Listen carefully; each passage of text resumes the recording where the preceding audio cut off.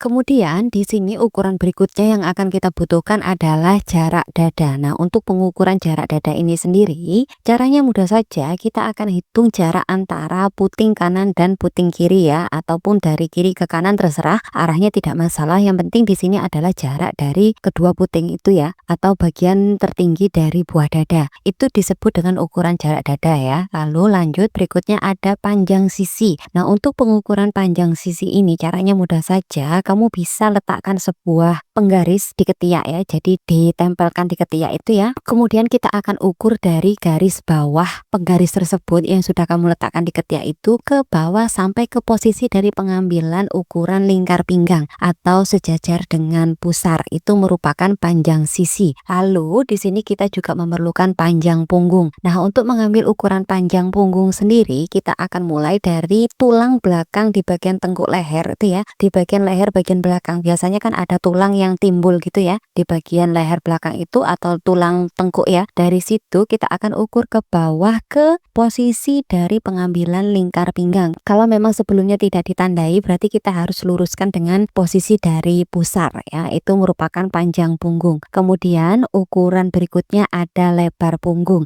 Nah, untuk lebar punggung sendiri, cara mengukurnya yaitu adalah jarak dari ketiak kanan ke ketiak kiri atau sebaliknya di bagian punggung ya. Jadi di bagian belakang, kita ukurnya di bagian belakang. Kalau lebar muka tadi kan jarak ketiak kanan ke ketiak kiri atau sebaliknya di bagian depan ya. Kalau lebar punggung kita akan ukur jarak dari ketiak ini di bagian punggung ya, di bagian belakang. Atau posisinya itu sekitar 10 cm turun dari tulang tengkuk leher belakang ya. Itu kita turunkan sekitar 10 cm. Kemudian dari posisi tersebut kita akan ukur jarak dari ketiak kanan ke ketiak kiri. Seperti itu. Nah, ukuran berikutnya yaitu adalah ukuran uji 1 dan ukuran uji 2. Nah, apa sih ukuran uji ini? Ukuran uji ini digunakan untuk menguji coba pola ya. Jadi untuk melakukan cross check terhadap pola yang sudah kita buat, apakah pola tersebut memang sudah proporsional atau belum ya. Cara untuk mengambil ukuran uji 1 ini mudah saja. Kita akan ukur dari bagian tulang terluar dari bahu, dari panjang bahu itu ya, di bagian pangkal lengan ada tulang yang menonjol.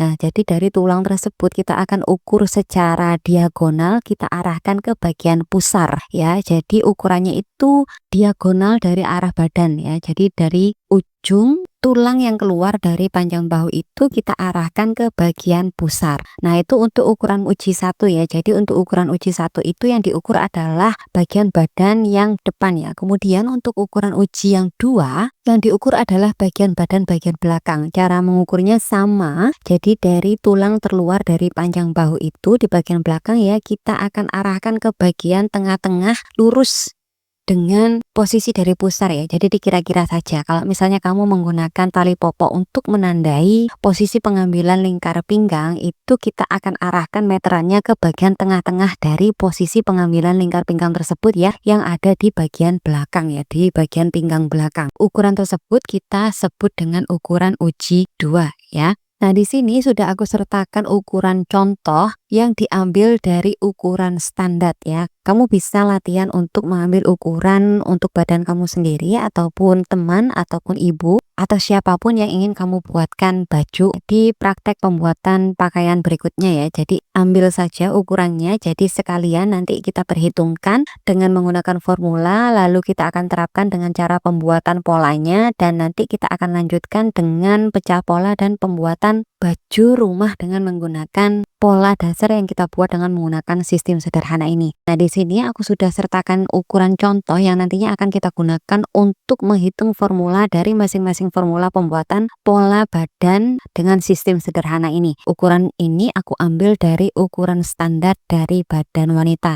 Nah, di sini untuk lingkar leher ada 36 cm. Ini untuk ukuran small ke medium ya. Kalau untuk orang yang kurus biasanya itu dia bisa 35 cm ya. Tapi kalau sudah udah di bawah 35 cm itu berarti ukuran anak-anak ya, bukan ukuran orang dewasa. Jadi normalnya di sini standarnya untuk lingkar leher itu adalah 36 cm.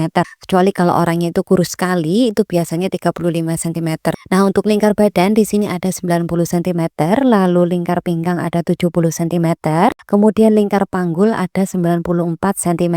Nah, kalau kita lihat dari proporsi dari selisih ukuran antara lingkar badan, lingkar pinggang, dan juga lingkar panggul dari ukuran berikut ini, badan dari klien yang memiliki ukuran ini bisa dibilang ideal ya, karena jarak antara lingkar badan atau lingkar dada dengan lingkar pinggang itu tidak terlalu besar. Di sini hanya sekitar 20 cm, itu masih termasuk normal ya. Jadi badannya masih mudah untuk dibentuk untuk pembuatan polanya. Kemudian panggulnya juga tidak terlalu besar dari jarak lingkar dadanya ya, hanya selisih 4 cm saja. Berarti di sini badannya pas ya, ideal. Tapi nanti pada prakteknya kamu akan menemui jenis-jenis bentuk badan wanita yang bentuknya itu banyak tidak idealnya ya. Biasanya jarak antara lingkar dada dan lingkar pinggang itu besar sekali, atau jaraknya itu jauh sekali ya, karena dadanya yang terlalu besar kemudian pinggangnya yang terlalu kecil. Nah, untuk kasus yang seperti itu nanti kamu akan perlu untuk melakukan beberapa adjustment atau penyesuaian di pola ya. Tidak apa-apa,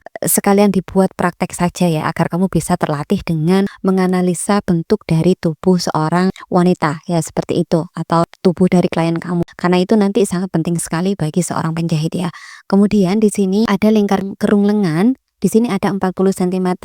Ini adalah angka standar ya untuk lingkar kerung lengan. Tapi biasanya kalau untuk orang yang kurus nanti bisa angkanya itu di bawah 40 cm. Bisa di angka 35 sampai 38 cm ya. Nah, kemudian di sini ada panjang bahu. Panjang bahunya di sini ada 13 cm.